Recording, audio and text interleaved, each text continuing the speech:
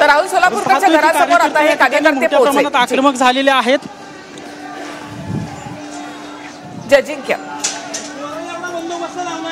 आपण पाहतोय या ठिकाणी एक शिवसैनिक जे आहेत ते थेट गेटच्या समोर आलेले आहेत. नेमकं तुम्ही काय नक्की म्हणणं आहे तुमचं? छत्रपती शिवाजी महाराजांच्या पदस्पर्शाने पावन झाला अख्खा महाराष्ट्र आणि त्याच्याबद्दल हा बदनाम टाकला. राहुल सोलापूरकर वाईट बोलतो, याचे थोबाड सडकवल्याशिवाय राहणार नाही शिवसेना आणि पुण्यात राहून ही ताकद निर्माण करतोय. ह्याच्या मागे कोण आहे त्यांची पण ते आम्ही आता थोबाड टेचू ही वेळ आलेली आहे.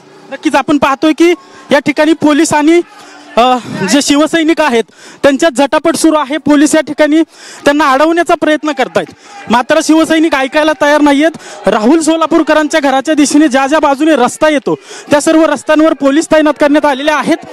या ठिकाणी बाचाबाची सुरू आहे. नेमकं काय या कार्यकर्त्यांचं म्हणणं आहे हे आपण जाणून घेणार आहोत. अध्यक्ष, तुम्हाला पोलिसांनी